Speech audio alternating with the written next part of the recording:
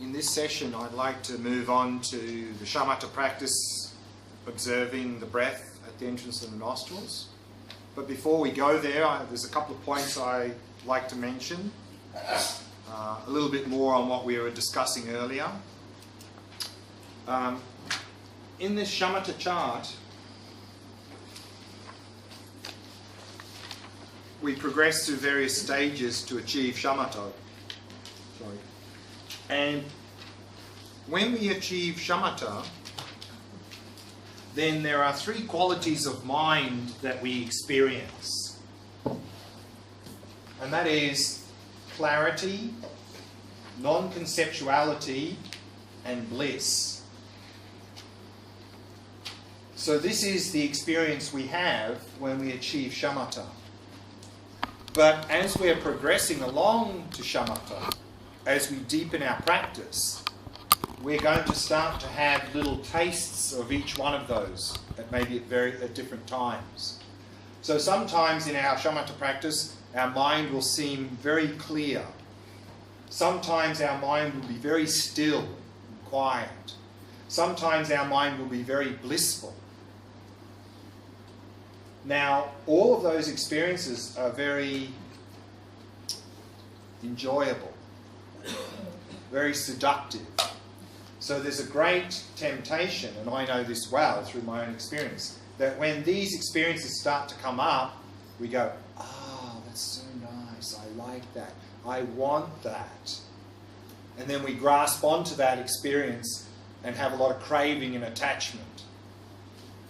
And of course, all that's going to happen when we do that, they will go away.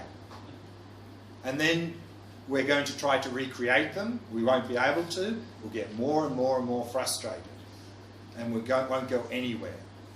So all the meditation manuals warn meditators about these experiences because they're so seductive. And that rather than when they come, not if, but when they arise in meditation at various times in various levels, don't get caught up in them with craving. Rather, use these experiences as the basis of your Shamatha practice. Because when the mind is clear, still and blissful, that's the perfect mind to focus on whatever the object is that you've got. And then use these experiences as signposts that you're going in the right direction, rather than get caught up with them going, "Oh, so nice, I want that, I want that." Otherwise, we're going to get blocked. The other thing here we need to be very careful about, and again the meditation manuals warn the meditators about this, is particularly this. When we have this non-conceptual experience, this is not an experience of non-duality. We're not realizing non-duality. All it is a lack of conception. Our mind has become still. Conceptual thought has stopped. That's not the same as realizing non-duality. That's Vipassana practice. So the meditation manuals warn meditators that when we have this simple lack of conceptuality, don't misinterpret this as a realization of non-duality. It's not. Otherwise we become very deluded. So there's a big difference again between a lack of conceptuality in our mind and realizing non-duality. There's two different things. So that's something I wanted to mention here, because so many people fall into this trap that they have this open, spacious, non-conceptual state from Shamatha and think not only they've realized non-duality, but now they're enlightened. And this is a disaster.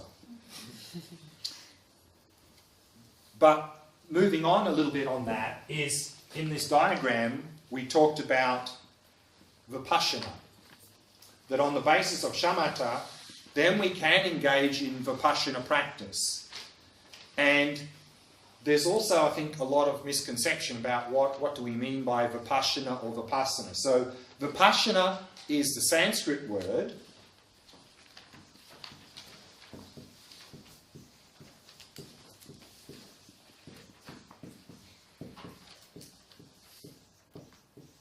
And the Pali word is Vipassana. As I mentioned earlier, the VI here means higher or superior. Pasana or pasana means to see. So vipassana or vipassana means higher seeing, seeing beyond. Often translated as insight or special insight, insight into the nature of reality. So vipassana practice is about gaining insight into the nature of reality, and that's the topic for the retreat here in 2 weeks' time. But very briefly, what sorts of insight are we talking about? What insight into reality? We can talk about at least 4 insights in vipassana practice. Vipassana, which is the Pali word, is what's used within the Theravada traditions. That is like Sri Lankan Buddhism, Burmese, Thai, all the Southeast Asian countries. They all come under the Theravada umbrella, and they're based on the Pali. So there they talk about vipassana practice. So when they talk about vipassana practice, generally they're talking about 3 insights that we're trying to cultivate, 3 insights into reality, called the 3 marks of existence.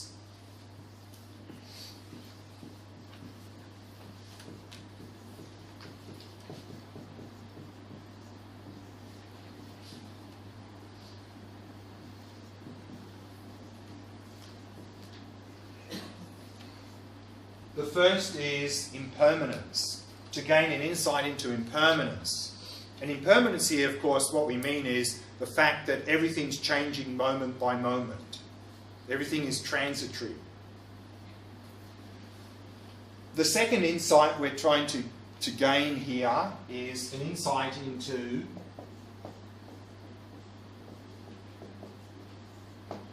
suffering, the very nature of our existence.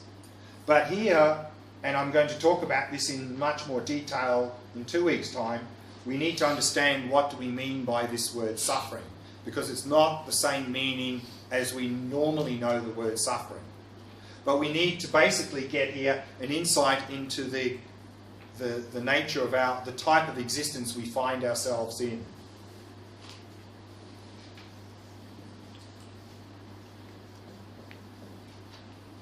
And the last insight we're trying to gain is to gain an insight into what's called no self. Self here is talking about an overinflated false sense of me. That we tend to view ourselves in an exaggerated way. We overinflate the sense of me. That overinflated false sense of me is called self in Buddhism. So we are to realise that there's no self, that we do not exist in this overinflated way which we think we exist. Of course, we're not saying here, no me. There's no Buddhist tradition that says there's no me, no person. Well, they're all interested in how do I exist, not whether or not I exist or not. We exist. The question is, how do we exist? And now, here they're saying that the way in which we think we exist, this overinflated solid sense called self, doesn't exist. There's no such self. That's what we are to realise here. So generally in the Theravada traditions, when they talk about doing vipassana practice, they're talking about gaining these 3 insights. Vipassana, Sanskrit word, is within the Mahayana traditions. That's Tibetan Buddhism, Zen, Korean, Chinese, Vietnamese. In these traditions, when they talk about vipassana practice, they're mainly talking about one insight.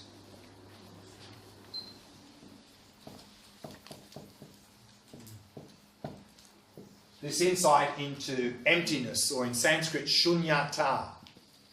This is an insight in the fact there's no independent me, no independent objective world. Sometimes this is talked about as this non-duality, that there's no independent me, no independent world. Again, we're not saying there's no me and no world. We're just saying that there's no independent me, there's no independent world, because everything's interdependent. being. Yeah, there are many words you can use to describe it, but so therefore when we talk about Vipassana practice, so if in Tibetan Buddhism or so, and they say we're talking about Vipassana practice, mainly they're talking about realising this. Of course, this is also included. It's not like we do that instead of this. This is in fact the basis of this. So in the Mahayana traditions, all four are included, but this is sort of the main emphasis. So I thought I'd just mention that because there was a few questions regarding, well, what is this Vipassana you're talking about? But again, that's the whole topic for 2 weeks' time. We'll go into that in a lot of detail. Okay. So that's just a few points. Let's now go back. Oh, is there any questions about that before I move on, actually? Yeah. Following the issue of the non-duality, can you please expand a little bit? Yeah. So duality, of course, subject-object duality. Duality means two. Means me, you, or me, world. Two independent things. So emptiness is saying nothing exists independently, meaning there is no independent me, independent world. There's no subject-object duality. So that's non-duality. But non-duality can actually be explained in also some other ways. But that's how it's explained here. So basically, through this Shamatha, when you go into the non-conceptuality, you're not... Yeah, you're not realising emptiness. You're not realising non-duality. There's just a lack of conceptuality. So if I look at the tree, like the pathway that we go through Shamatha, then the Vipassana, when we realize emptiness, Yeah. where is that step? That's the last one up the top right-hand corner. That's the Vipassana practice, the sword of wisdom to cut through ignorance. Yeah. Okay. The one who's up in the air? No, that's Shamatha. In the top right-hand corner, the meditator with the sword in their right hand. That's the sword of wisdom. That's symbolising Vipassana practice. Using the sword of wisdom to cut through ignorance, to come to realise these things here. Okay, so let's now go back to the Shamatha, and we're going to now move to the third variation of the breath practice, that is focusing at the nostrils. And when I say nostrils, you've got really two choices here.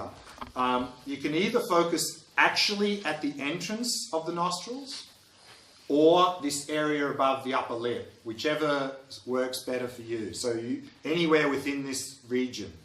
So you can either pick the actual entrance of the nostrils or this little area above the upper lip. That's what the focus is. Now, here, a couple of things to pay attention to very closely. I think I mentioned this already, is that when we focus on the breath, we tend to manipulate it.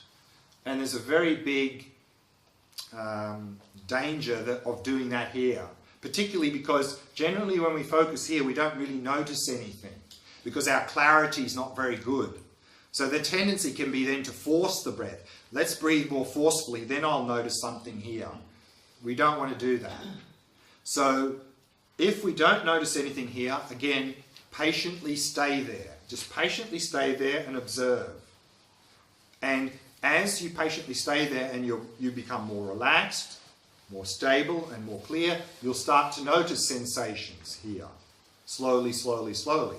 Of course, if you are staying here and you've done this many meditations and you still can't notice anything, then, of course, we can go back and maybe use the abdomen as the object, or full body, if you like.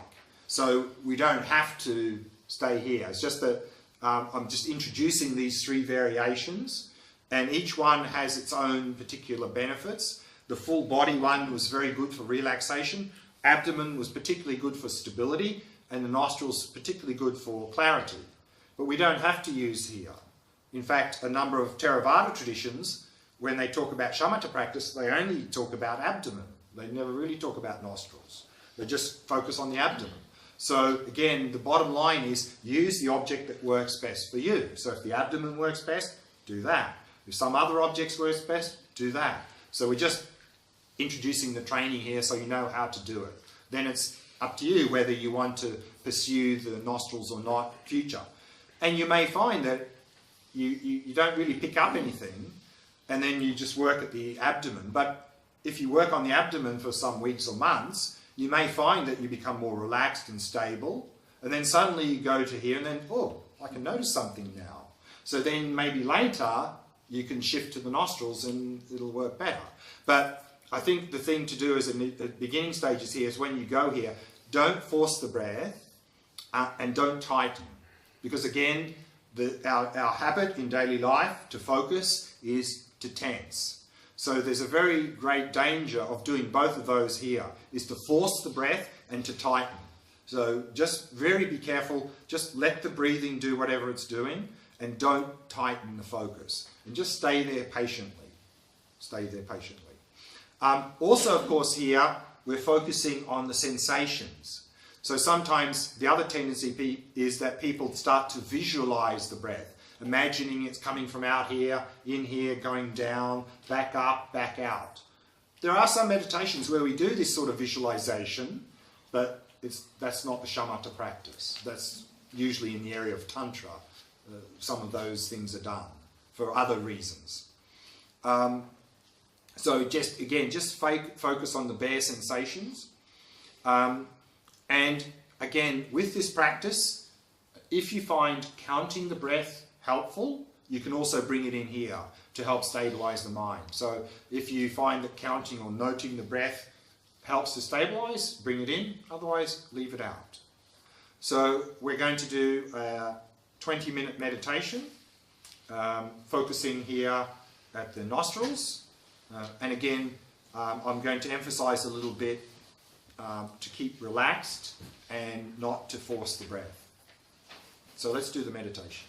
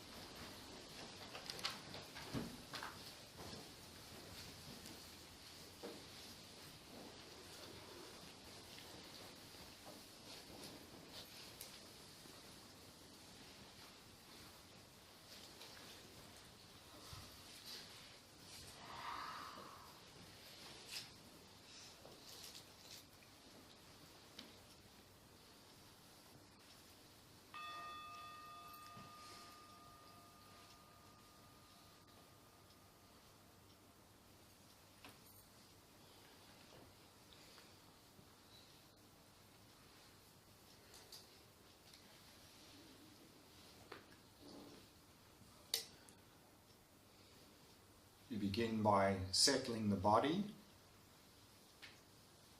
setting into a state of relaxation, stillness, and vigilance.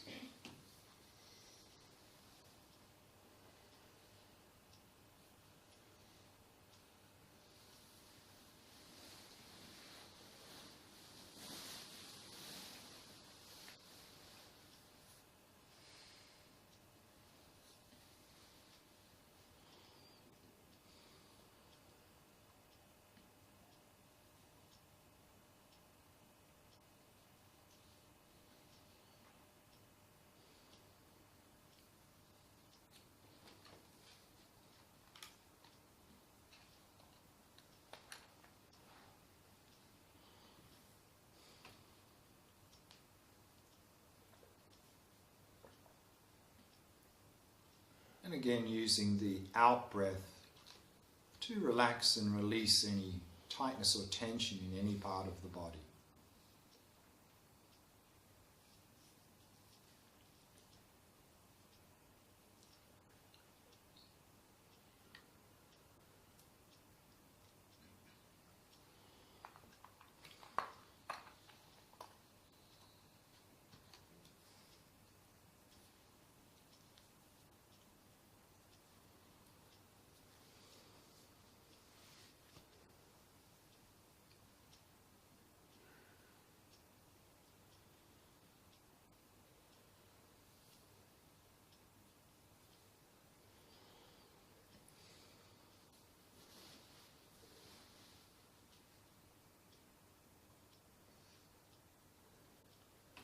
and allowing the breathing to settle into its natural rhythm.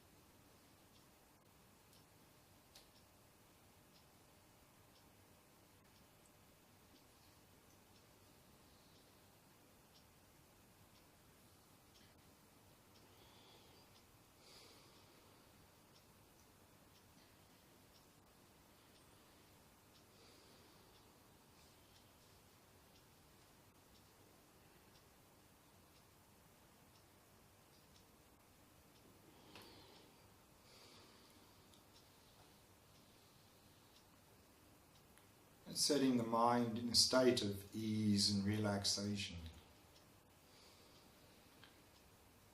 Not dwelling in the past, not anticipating the future. In particular, letting go of any expectations for this meditation. And simply allowing the mind to come to rest in the present moment. Focusing on the sensations of the breath throughout the body.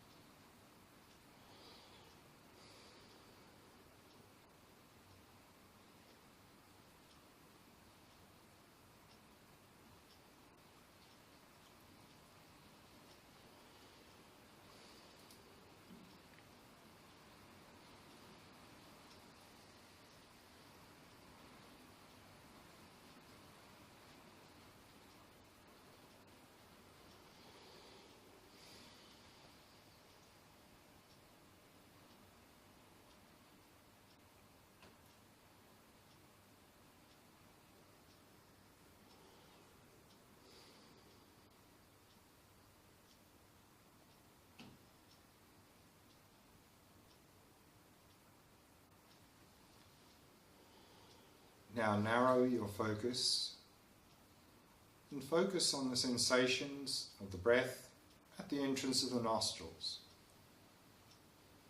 or the area above the upper lip, whichever you find more easy.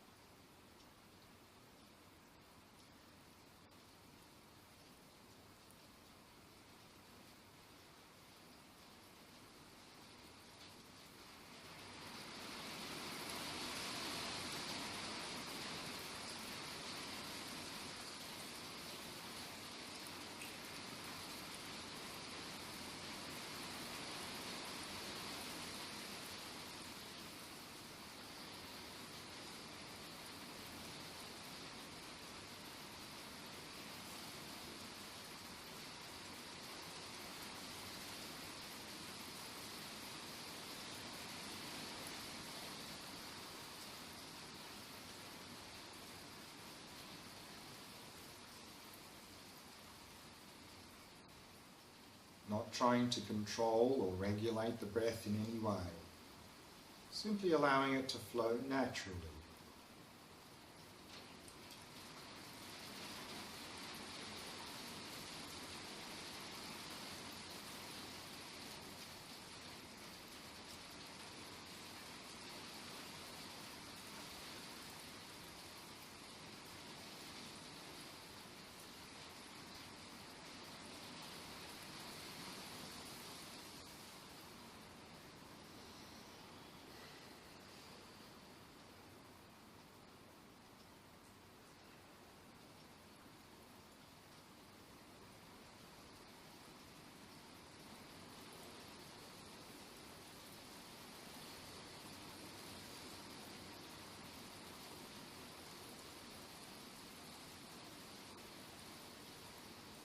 Keeping all the muscles in the face soft and relaxed. All the muscles around the eyes soft and relaxed.